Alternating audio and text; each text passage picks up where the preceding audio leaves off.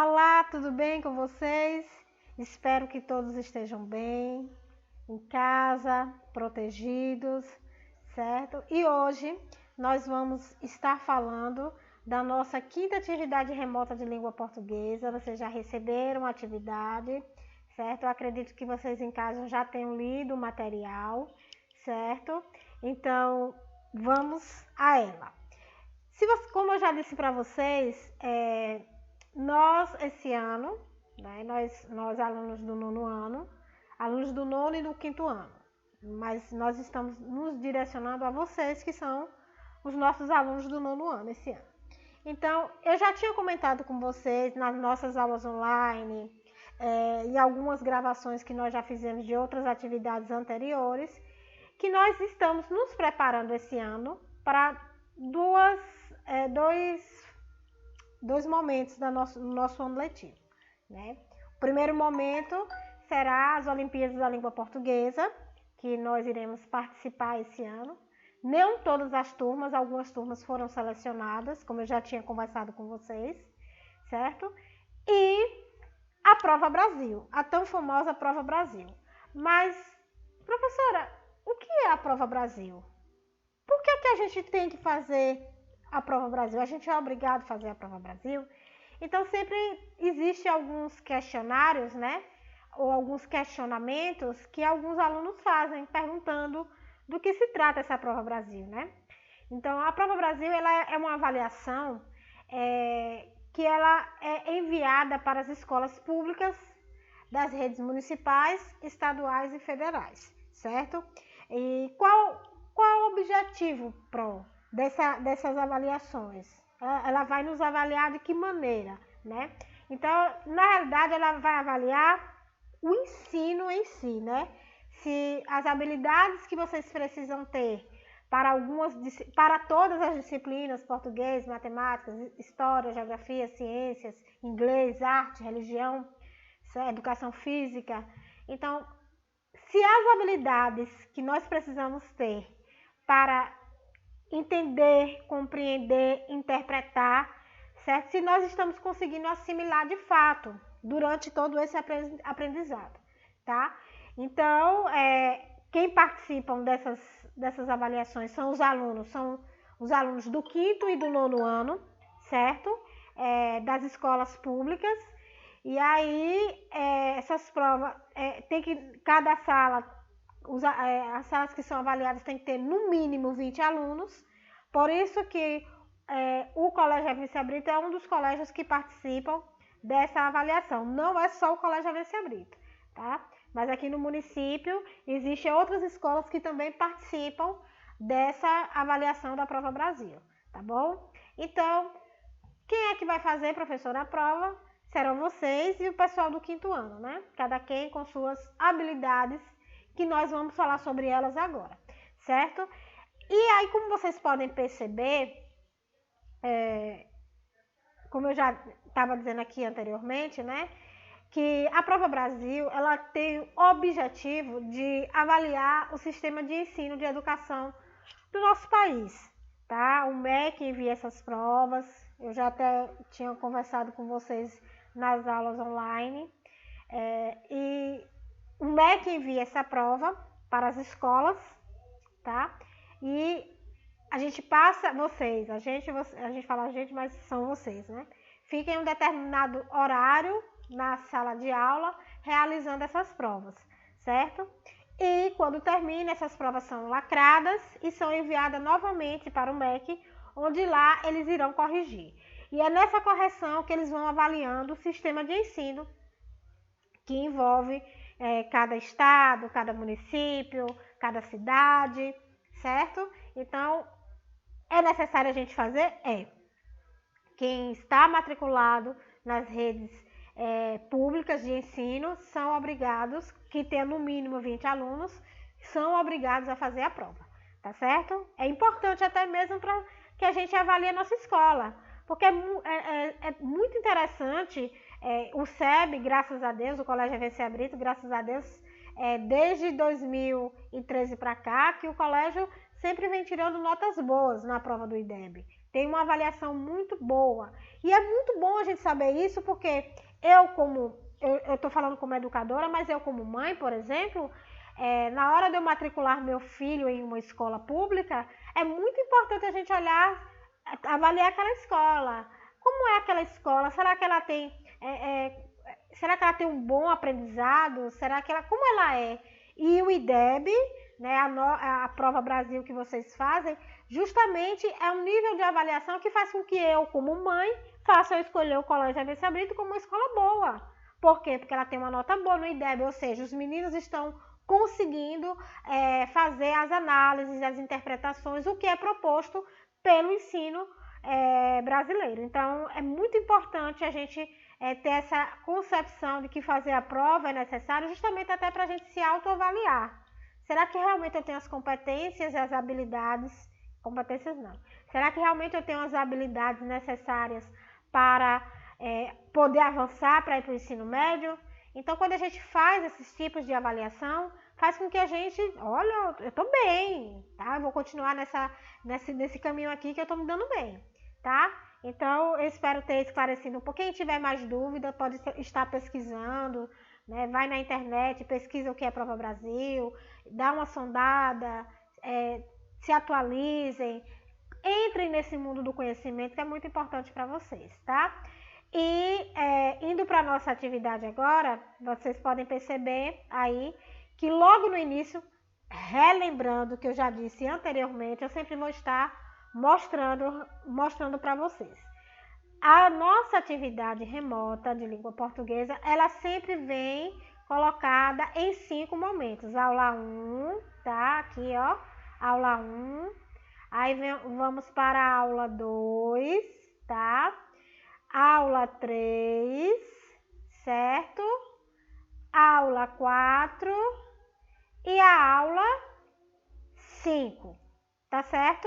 Então, são 5 aulas. Por quê? Porque cada aula aí requer 2 horários, tá bom? Então, se são 5 aulas, na quinzena nós temos 10 aulas, ok? Então, assim, essas 10 aulas são distribuídas nessa atividade que nós enviamos para vocês nesses momentos. E ela vem organizada dessa maneira para vocês saberem o que de fato vocês estão, quais são os assuntos que vocês estão aprendendo, do que se trata. Se vocês pegarem as atividades que com certeza vocês irão receber novamente, vocês vão ter elas de volta, tá? Vocês vão perceber que ela é organizada por sequência. O aprendizado de vocês vai por uma sequência didática, tá? Então vocês não ficam, meu Deus, o que foi que eu aprendi na aula tal e na atividade tal? Quando vocês pegam a atividade de língua portuguesa, vocês percebem que cada aula tem um assunto a ser trabalhado, tá? Vem a conceituação, vem a explanação, né, do material que está ali, do assunto a ser abordado, e em seguida vem a questão. Então é muito importante que vocês observem bem como são organizadas essas atividades, porque para você não se perder na questão do seu aprendizado e para você ter uma ideia do que é que você está aprendendo, certo? Então sempre observe que a atividade de língua portuguesa ela vem organizada nessa formação, justamente para vocês saberem o que vocês estão aprendendo, qual é o assunto, e vocês também podem estar pesquisando para se aprofundar mais e mais, ok? Então, nessa primeira aula, que é a aula 1, ela vem trazendo o conceito do que são os descritores. O que é a Prova Brasil, professora? O que é isso? A Prova Brasil justamente é uma avaliação que vocês irão fazer, tá? E geralmente são as disciplinas envolvidas, geralmente é português, matemática. Esse ano possa ser que haja alguma mudança envolvendo outras disciplinas que a gente ainda não sabe, né? Mas geralmente é português e matemática, certo? E nessas 2 disciplinas, a gente vai trabalhar com vocês as habilidades que vocês precisam, quer dizer, a gente vai trabalhar não, a gente vem trabalhando com vocês essas habilidades, essas especificações, a maneira como vocês conseguem entender, vem sendo trabalhado desde o lá do primeiro momento que vocês entram na escola até chegar aqui o 9º ano. Por isso que a Prova Brasil ela é feita justamente para avaliar esse ensino que vocês vêm perpassando ao longo desses tempos, certo? E por isso que a gente avalia o 5º ano, porque o 5º ano é o encerramento do Fundamental 1, indo para o Fundamental 2, aí faz para ter uma ideia de como foi esse processo lá do primeiro ano até o quinto ano, certo?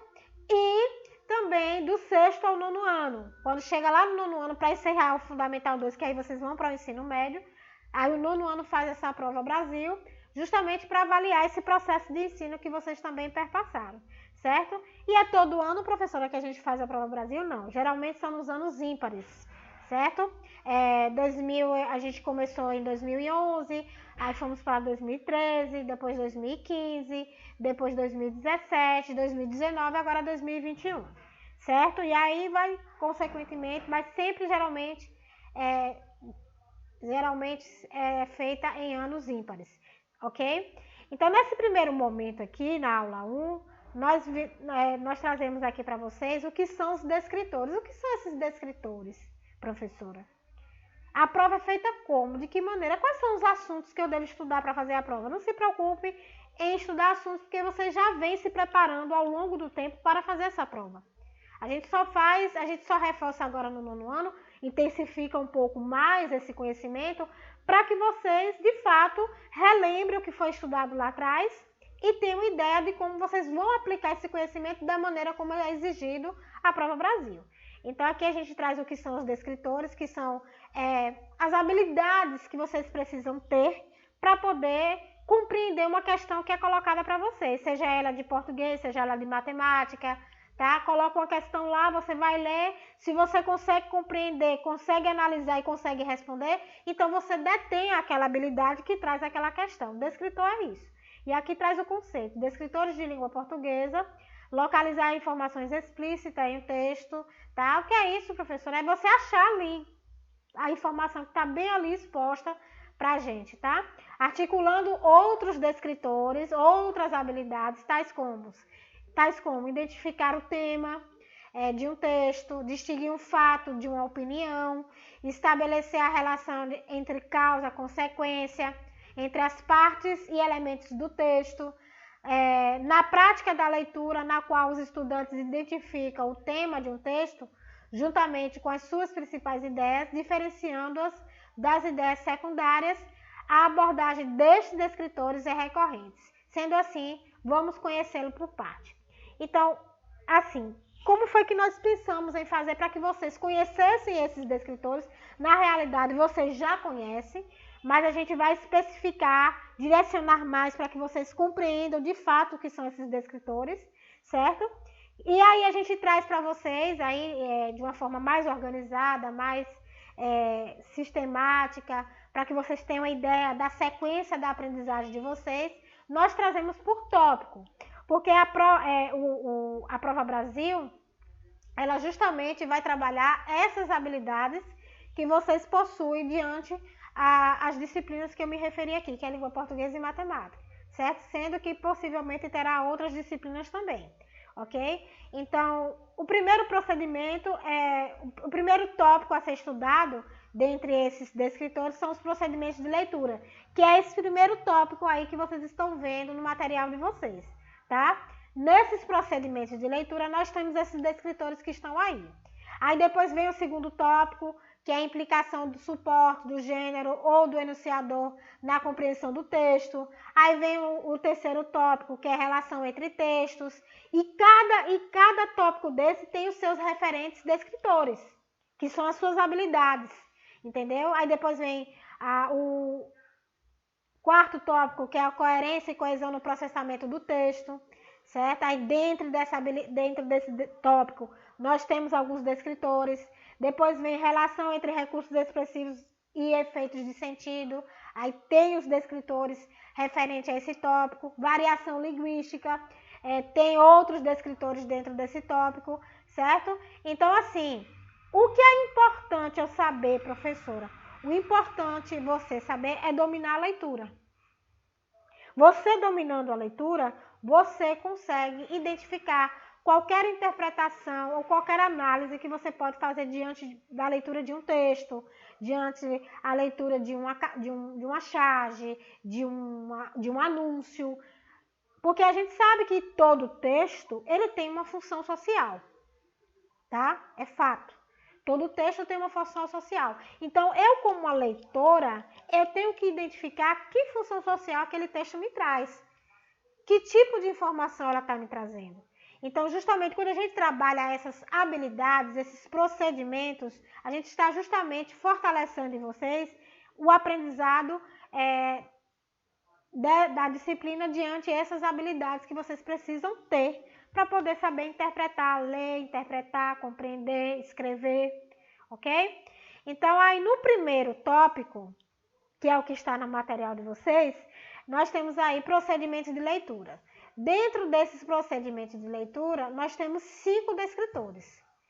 Descritor 1, que é localizar informações explícitas em um texto, é aquela informação que está, você lê o texto ali e pergunta, Pedro Álvares Cabral descobriu o Brasil no momento que estava buscando novos caminhos para a Índia e tal, tal. E aí vem a pergunta, quem descobriu o Brasil? Que essa pergunta já é um pouco batida, manjada, e a gente sabe que, de fato, o Brasil nunca foi descoberto, né? Na minha opinião. Isso é minha singela opinião, eu não discuto com a história, nem com os livros de história, claro, mas a gente sabe que o Brasil já era povoado, já existia, não como o Brasil, mas era existia comunidades, principalmente, em especial as comunidades indígenas, que já eram ali habitantes da terra, então ele nunca foi descoberto, na verdade, né? Mas isso aí é outros 500, nós vamos para a nossa aula. Então, quando a gente faz a pergunta, quem descobriu o Brasil, aí a gente está dizendo lá, Pedro Álvares Cabral. Aí tem as opções. Opção A, Cristóvão Colombo. Opção B, Pedro Álvares Cabral. Opção C, Padre Anchieta. Opção D, Rei Dom João VI. Opção D, né? Opção E, esqueci o nome dele agora, que eu poderia colocar na opção E. E a gente sabe que a resposta aí é Pedro Álvares Cabral. Então, a gente já sabe porque a informação ela está bem explícita ali, está bem na cara. Então, o descritor 1 é justamente trabalhar essas informações que estão ali, ó, na cara para a gente responder a questão. Quando a gente domina esse descritor, a gente já domina um procedimento de leitura. Aí a gente vai para o descritor 3, inferir o sentido de uma palavra ou expressão, tá? Esse descritor ele vai trabalhar com o sentido da palavra. Naquele texto, a palavra tal, ela está se referindo a quê? Ela está buscando me mostrar o quê para mim ali, tá? Porque a gente sabe que a língua portuguesa ela tem uma maestria, ela é riquíssima. Ela tem uma maestria profunda. E se a gente consegue conhecer um pouco mais da nossa língua, a gente percebe o quanto tão rica ela é. Então, quando a gente pega uma palavra que naquele texto ela está se referindo a uma coisa, mas no contexto ela é outra, a gente percebe que isso aí é inferir o sentido de uma palavra ou uma expressão, tá? No descritor 4, inferir uma informação implícita em um texto. Esse aí é um dos descritores, dentre o tópico 1, procedimento de leitura, que é o descritor 4, um pouco mais complicado de ser identificado, porque a informação ela está ali no texto, mas você tem que ler com bastante atenção, tá? Você tem que ler analisando bem para poder identificar essa informação que está ali implícita. Diferente do descritor 1 que está explícita, já no descritor 4 ela fica implícita. E o procedimento de leitura analisa bem esse descritor 4 e é um dos descritores que cai muito na prova Brasil, certo? E aí nós vamos também para o descritor 6, que é identificar o tema de um texto, e a gente já sabe, vocês já estudaram em outros momentos que tema e título são coisas diferentes, tá?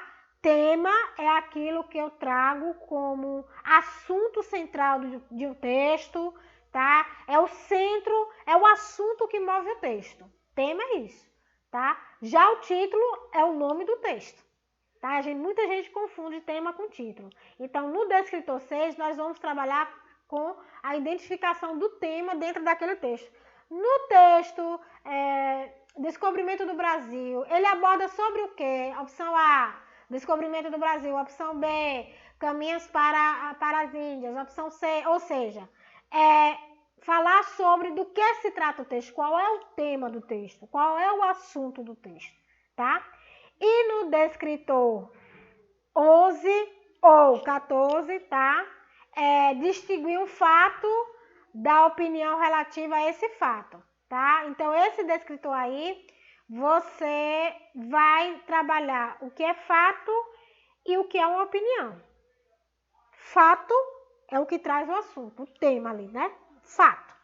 Opinião, muitas vezes, quando alguém escreve um texto, ele traz a sua opinião dentro do texto ali, que muitas vezes, quando estamos lendo, se a gente não tiver bastante atenção, a gente vai estar tomando para a gente como verdade a opinião do autor.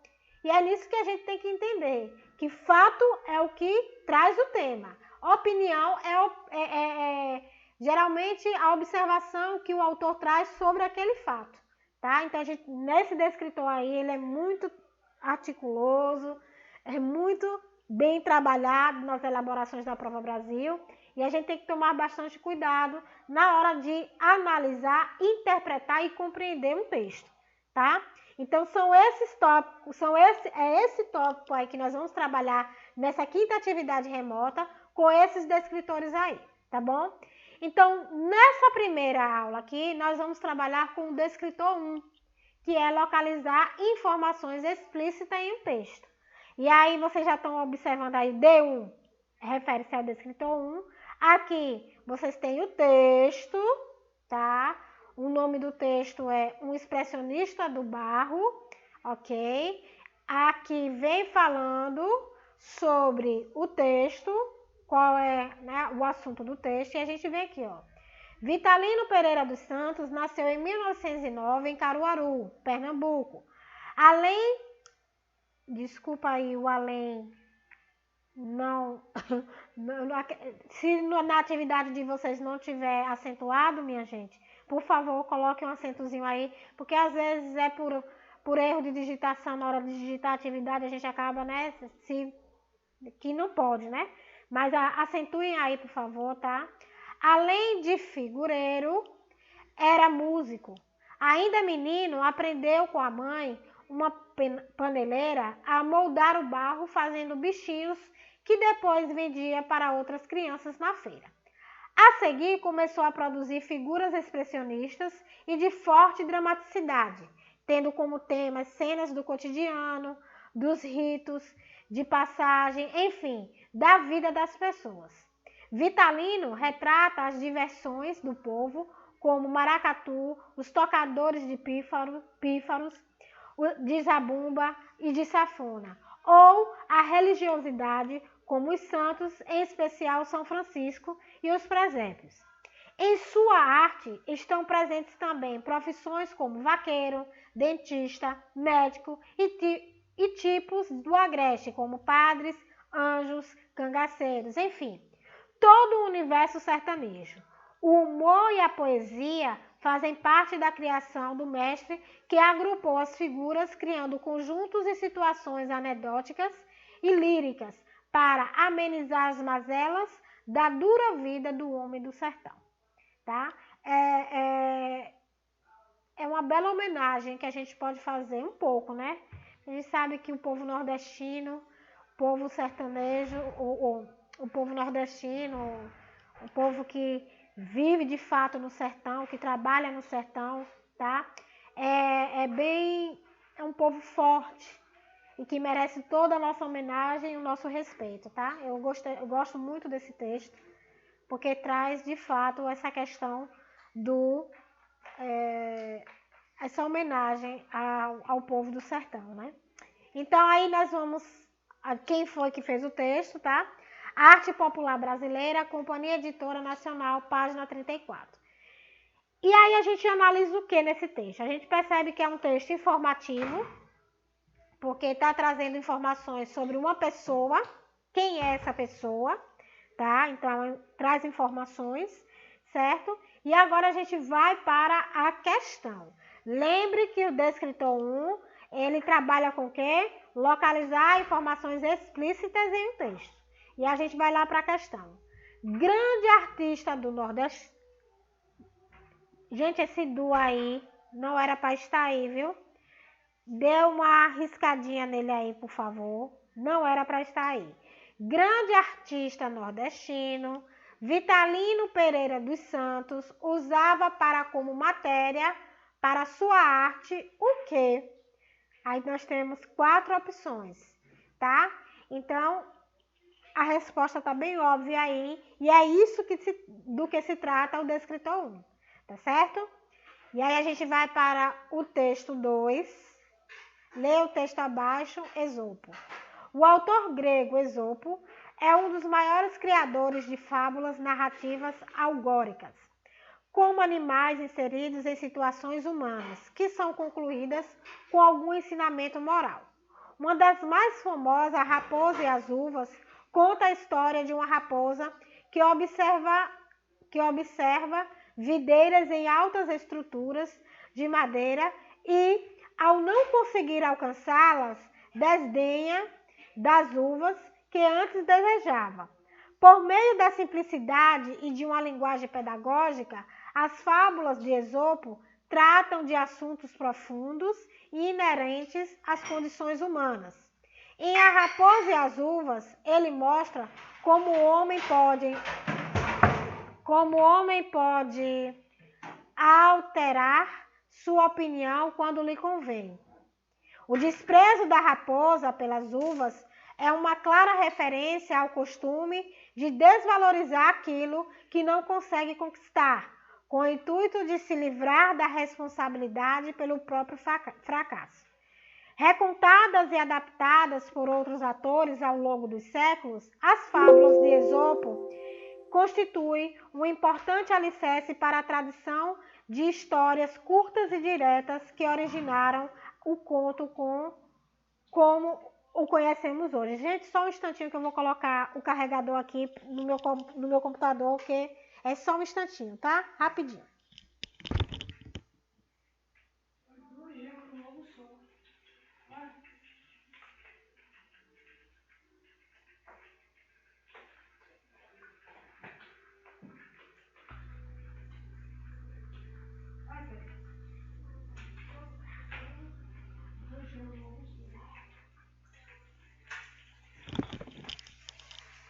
Pronto, voltei.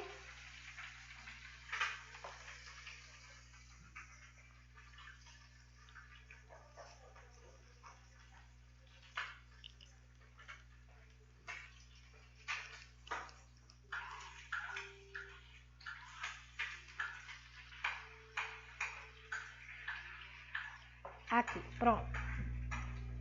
Desculpa, foi um momento que a gente precisou dar uma paradinha, porque meu computador estava carregando para não haver falha na hora da transmissão, certo? Então, gente, continuando, recontadas e adaptadas por outros autores ao longo dos séculos, a fábula de Esopo constitui um importante alicerce para a tradição de histórias curtas e diretas que originaram o conto como conhecemos hoje. A biografia de Esopo é incerta. A referência mais antiga é encontrada nos historiadores Heródoto, do século V a.C., segundo quem ele foi um escravo que viveu no século VI a.C. e contava suas fábulas oralmente. A obra do fabulista só seria reunida e escrita em 325 anos antes de Cristo, por Demétrio de Faleiro. Bem, esse material, esse pequeno texto, foi tirado da revista especial Bravo, 100 Contos, Essências da Literatura Mundial, 2009, nona edição, 2009, página 108. Ok. Então, também nesse texto, vocês vão encontrar aí, ó, o Descritor 1, tá? Aí vem uma pergunta, professora, lá na prova Brasil, quando a gente for fazer a prova Brasil, vem identificando que Descritor é ali? Não, não vem identificando. A gente coloca para que vocês saibam do que se trata, porque lá na prova, lá na avaliação, eles colocam uma pergunta. Eles não querem que você identifique que tipo de descritor é. A gente coloca para que vocês identifiquem qual é o descritor, justamente para que fique mais fácil vocês assimilarem o conhecimento, tá? Mas lá na avaliação, não. Lá na avaliação eles colocam uma pergunta e eles querem a resposta. Se você consegue assimilar a compreensão e a interpretação, então você detém aquela habilidade, tá? Aqui a gente mostra para você quais são essas habilidades, quais são esses descritores, esses tópicos que vocês precisam aprender, para que quando chegue lá na avaliação, vocês consigam identificar sem necessariamente vocês precisarem saber que descritor é aquilo, ok? Então, nós temos aí, questão 2. De acordo com esse texto, Esopo é o quê? Quem é Esopo? Aí nós temos 4 opções. Vocês vão analisar essas respostas e vão responder. Também tá muito fácil, né? Como eu disse para vocês, o descritor 1, ele trabalha com as habilidades que estão ali, ou as habilidades não, com as informações explícitas que estão ali dentro daquele texto, ok?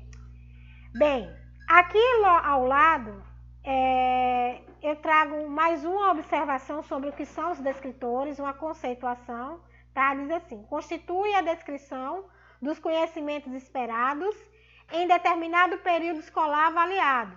Estão elencados em uma matriz de referência e são elaborados a partir da associação entre os conteúdos curriculares e as operações mentais efetuadas pelos estudantes.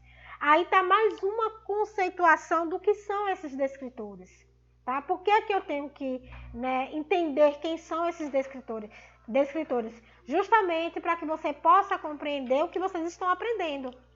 Porque muitas vezes a gente chega em um determinado momento e diz, meu Deus do céu, por que eu estou aprendendo isso mesmo? Isso aqui vai fazer... Qual efeito que isso vai ter na minha vida, né? Então a gente tem que tomar muito cuidado e na hora que a gente estiver estudando, a gente saber do que se trata aquele assunto, tá? O que é que está cercando, porque é muito importante eu saber o que eu estou aprendendo para que isso tenha um significado, tá? A gente não aprende por aprender, a gente aprende porque tem uma necessidade de aprender e uma importância, principalmente na nossa vida social e na nossa vida profissional, tá certo? Então, é muito importante que vocês detenham esse conhecimento. A gente agora vai para a aula 2, tá? Na aula 2, nós iremos trabalhar com o descritor 3, que o descritor 3 é inferir o sentido de uma palavra ou expressão, tá? E a gente vai analisar agora os sentidos das palavras dentro de um contexto que está ali o texto, tá? Então, vamos lá. Leia o texto abaixo, realidade com muita fantasia. Nascido em 1937, o gaúcho Moacir Ciclia é um homem versátil, médico e escritor, igualmente atuante nas duas áreas, dono de uma obra literária extensa, é ainda um biógrafo de mão cheia e colaborador assíduo de diversos jornais brasileiros.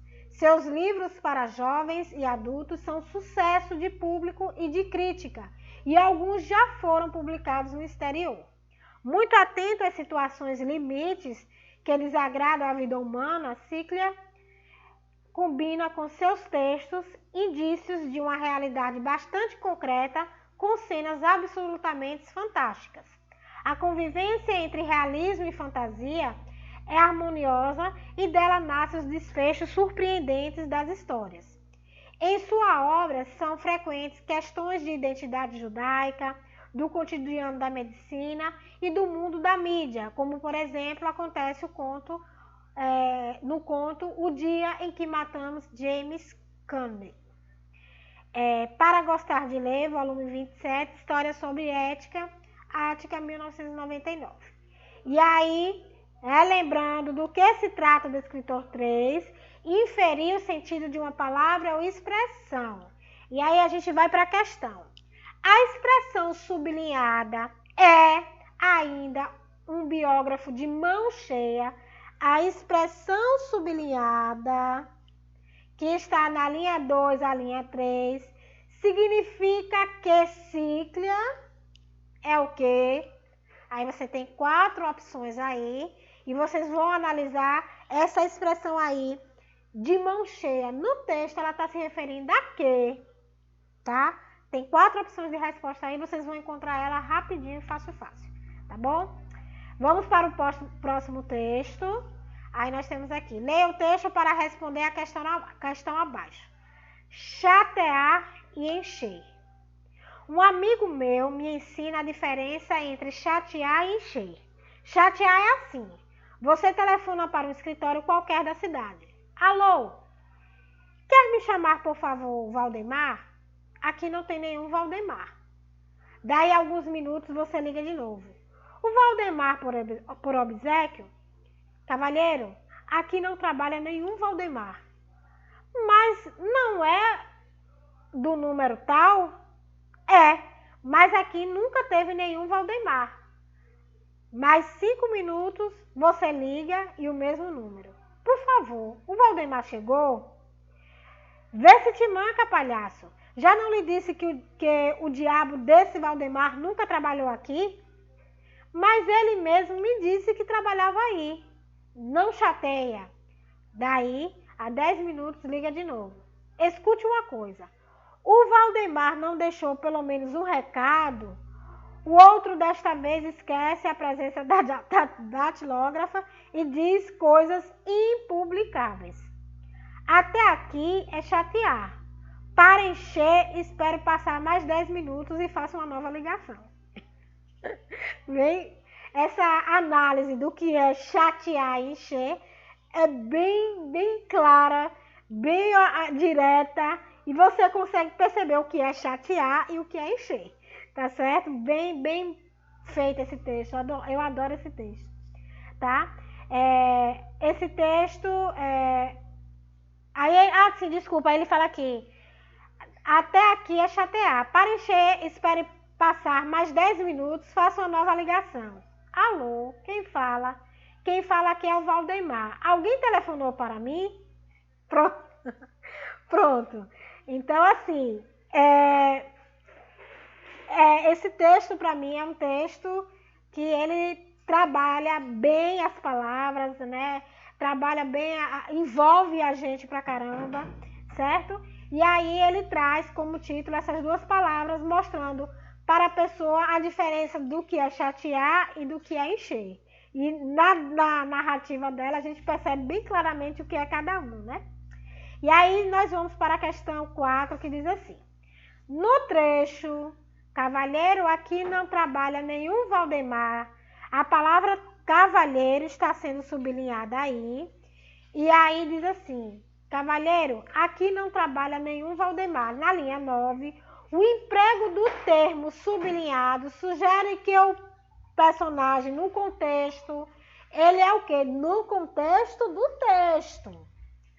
Lembre-se que nós estamos trabalhando no descritor 3... E no descritor 3 lá, ele fala sobre o quê? Inferir o sentido de uma palavra ou expressão. Então, dentro desse contexto aqui, cavalheiro, lá no texto, ele está se referindo a quê?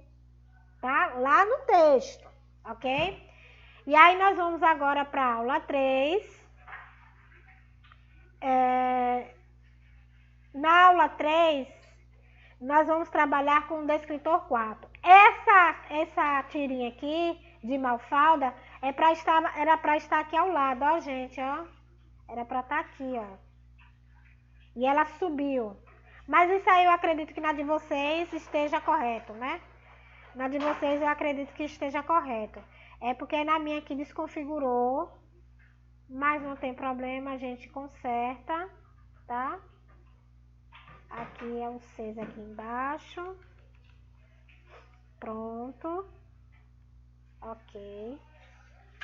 Aí no meu caso, aqui desconfigurou no meu, mas no de vocês está tudo certinho, tá? Eu só vou deixar correto aqui para que não atrapalhe aqui a compreensão da questão para vocês. Pronto. E aqui na aula 3, nós iremos trabalhar com o descritor 4.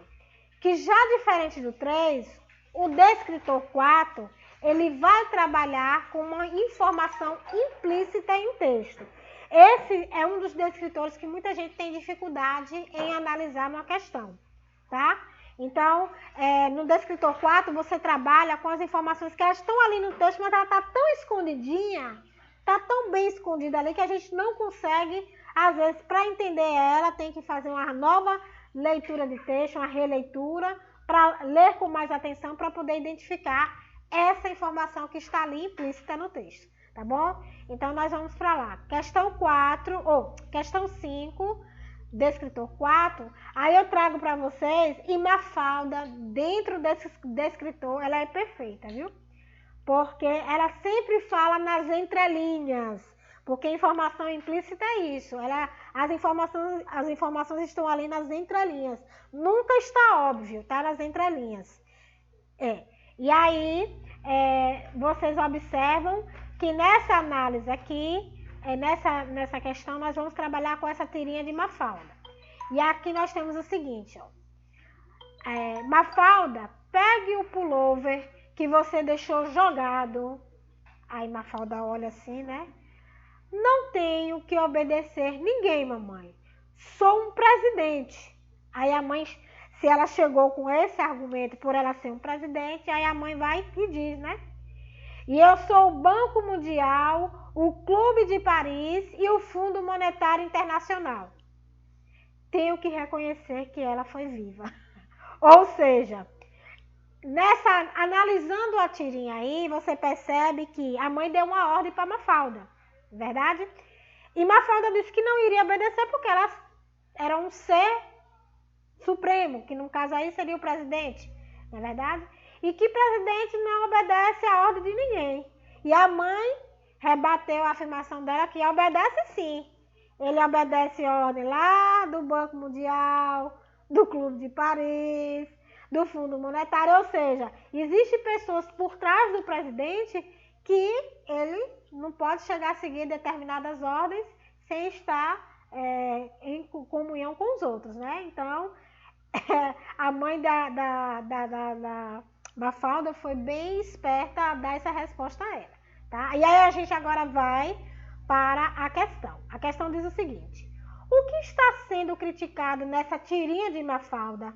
Perceberam que a pergunta já é um pouco mais direcionada a você interpretar, por isso que eu já comecei analisando a tirinha, tá? Porque você precisa interpretar, analisar bem o que traz a tirinha para ir lá para a pergunta, tá? Na pergunta, tá perguntando o que é que está sendo criticada na tirinha de Mafalda.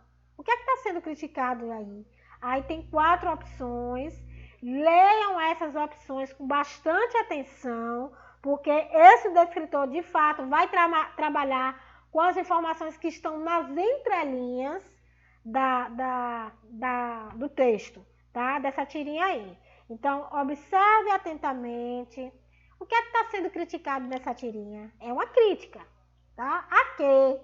Então, analisem bem com bastante atenção, tá? Na questão 6, também continuamos a trabalhar com o descritor 4.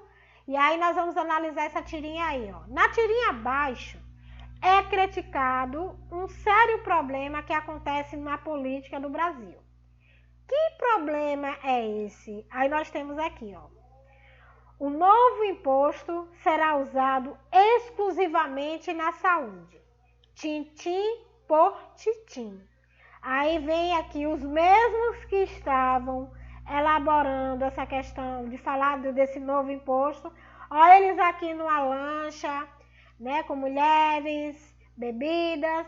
Aí vem o balãozinho dizendo saúde e o outro fala tintim. Olha que crítica. Uma crítica bem, né, bem forte. E para a gente entender, a gente precisa ler com bastante atenção, porque dependendo da questão aí, como já está dizendo, ó, na tirinha abaixo, é criticado um sério problema que acontece na política do Brasil. Que problema é esse? Tá bem claro aí, né? Então, vocês têm 4 opções aqui, 4 alternativas. Analise cada uma com bastante atenção e depois vocês vão lá e marcam a resposta, certo? Na aula 4, eu trago aqui mais algumas informações sobre os descritores, tá? E referente aos procedimentos de leitura, que é o tópico 1.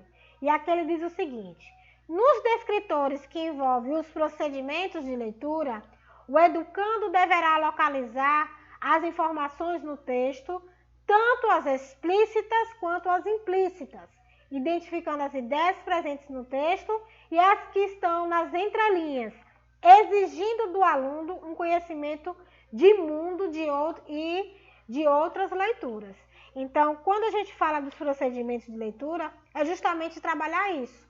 Trabalhar com as informações explícitas que estão bem ali, né? Abertas para que a gente consiga compreender. As informações implícitas, essas estão nas entrelinhas, tá? Temas. Então, assim, é muito importante a gente saber dominar essas habilidades, esses descritores, justamente quando a gente for fazer um concurso, uma prova, responder uma prova, a gente não ter dificuldade em interpretar e compreender um texto, tá certo? Então, quando a gente domina essas habilidades, a gente consegue ler um texto tranquilamente, saber o que aquele texto está passando de informação para a gente. E a gente sabe que muitas pessoas têm essa dificuldade. Leio, mas eu não compreendo. Então, porque vocês ainda não conseguem determinar essas habilidades que vocês precisam ter. Que nesse caso aí, algumas delas são esses procedimentos de leitura, tá certo? E agora a gente vem para o descritor 6, que vai trabalhar com identificar o tema de um texto. Que o tema é o assunto que trata o texto. O que é que traz o texto de informação? É o tema, tá certo? Então a gente vai aí para a 7ª questão e aí tem o texto. Há fundamentalmente duas maneiras de ler. Uma consiste em só ler, ou seja, ler sem anotar, sem analisar explicitamente a construção do texto, os argumentos, certas estruturas, etc. Um exemplo pode ser a leitura típica que fazemos de romances, de jornais, das revistas semanais.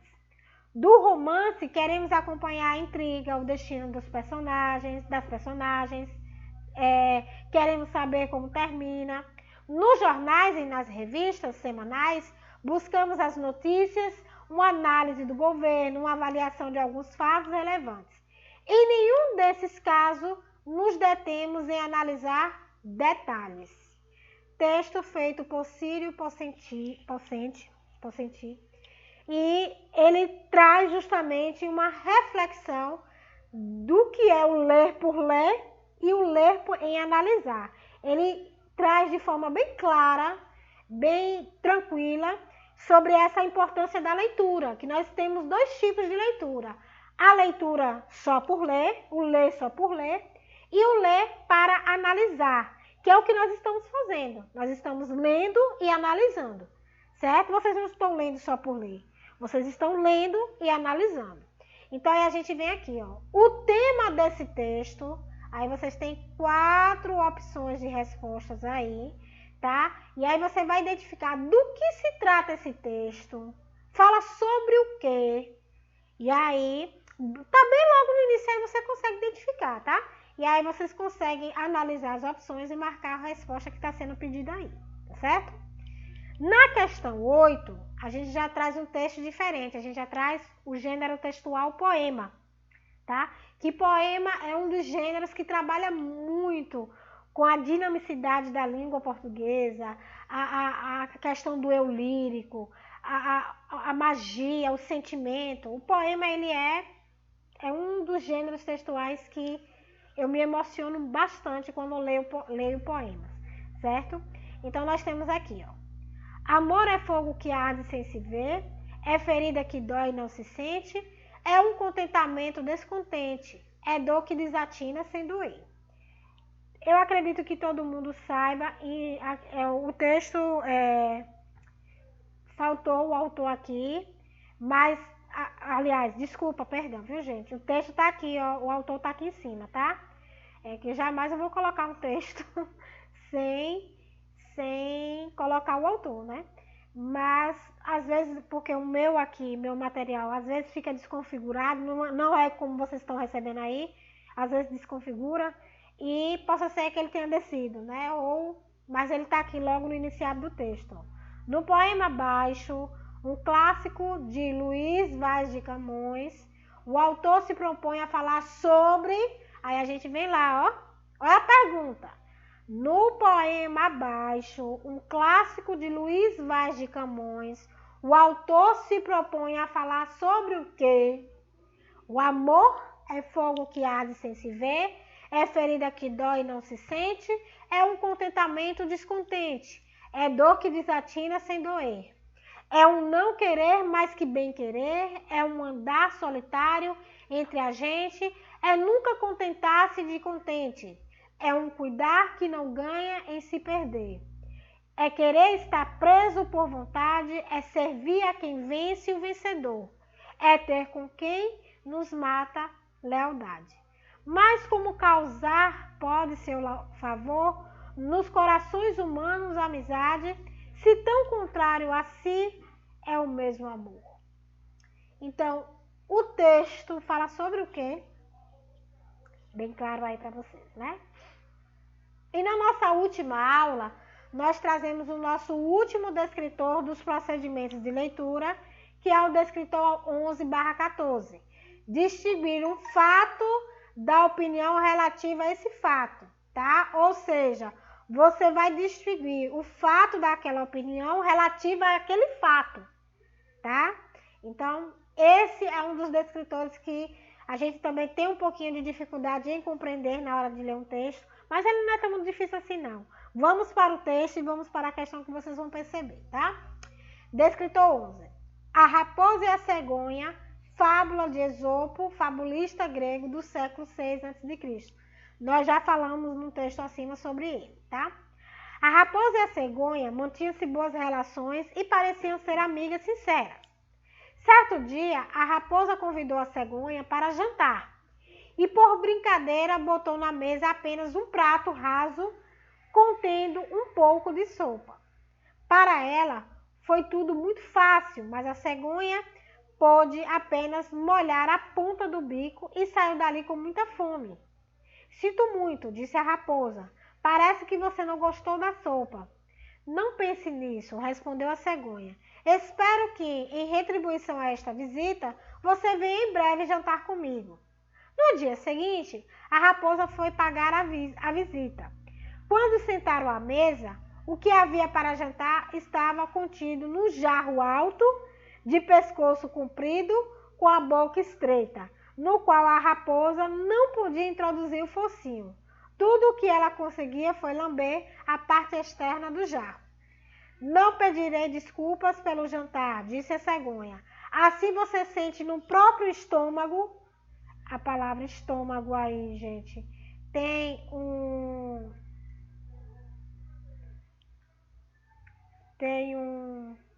acentozinho aí que não foi, perdão. Vocês acrescentem esse acento na atividade de vocês, tá?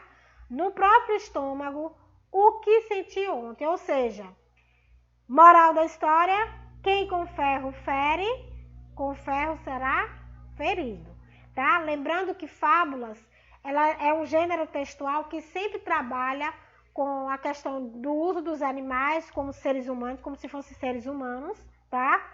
E que sempre traz um ensinamento, sempre traz uma crítica, uma coisa que devemos observar com mais atenção, tá? São ensinamentos, como se fosse um ensinamento, tá certo? Então aí nós vamos para a nona questão. O que é a opinião do narrador nesse texto? Opinião. O descritor 11/14, ele vai trabalhar o que é fato e o que é opinião. O que é fato? O que é opinião? Fato é aquilo que eu identifico ali, é o assunto, é o que acontece, fato, tá? Opinião é aquilo que eu trago de observação sobre aquele fato, é a minha opinião, certo? Então ele pergunta aqui, nesse texto, o que é a opinião do narrador nesse texto? Certo? A opinião do narrador. Aí nós temos aqui uma observação que a gente traz para vocês que diz o seguinte: na compreensão do texto, É tarefa do educando, a partir da leitura, distinguir os fatos de opiniões, trabalhando ainda a capacidade de articular as informações apresentadas no texto. Ou seja, o que a senhora quis dizer com isso aqui, professora? Eu quis dizer o seguinte: quando nós lemos um texto, lá vai ter o fato e vai ter a opinião que o autor traz em si. Quando a gente vai abordar sobre o fato, a gente traz a nossa opinião sobre aquele fato. E aí, muitas vezes, na hora de analisar e interpretar isso, a gente tem que ter bastante cuidado para observar o que de fato é fato e o que é opinião, tá? Então, muito cuidado, observar com bastante atenção, para que a gente não confunda fato e opinião. Fato é do que realmente trata o assunto, opinião é aquilo que eu trago sobre o fato, é o meu pensamento sobre aquilo que está acontecendo, tá certo? E aí a gente vai para a última questão, trabalhando também o mesmo descritor, que é 1114, que diz o seguinte: nós temos essa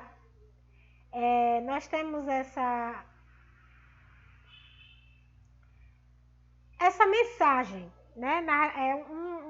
Uma mensagem, tá? E essa mensagem, ela diz o seguinte: para Manon Roland, a melhor forma de lidar com a opinião pública é: o fraco treme diante da opinião pública, o louco afronta, o sábio julga, o homem hábil dirige. Manon Roland. E aí tá de onde foi retirado. E aí a pergunta lá diz o seguinte: para Manon Roland, a melhor forma de lidar com a opinião pública é o quê? Aí você vai ter lá, ó, 4 opções. Analise para ele, para o autor que escreveu. Para Manon Roland, qual é a melhor forma de lidar com a opinião pública? Releia o texto com bastante atenção, analise e veja o que é que ela está se referindo aí, tá? Tá muito claro, não há dificuldade nenhuma. Então, gente, uma mensagem que eu trago aí para vocês, que estudar vale a pena, tá? Eu conto com a participação de vocês nas aulas online. Senti muito que na última aula nós tivemos pouca presença de vocês, alunos do 9º ano, tá? Lembrando a vocês que aqui é uma aula gravada, a gente fala sobre a atividade, ajuda vocês a responder, mas na aula online, ela é importante porque a gente dialoga, tá? A gente conversa, a gente tira as dúvidas. Às vezes eu tô com dúvida na questão tal, professora, e quando a gente dialoga, essas dúvidas, elas são disseminadas. Então, é muito importante que vocês façam um esforcinho e tentem participar das próximas aulas online, que agora será pela plataforma Educa Pombal. Tá certo, gente? Então, um abraço forte da professora Kelly e até a próxima, tá? Beijão!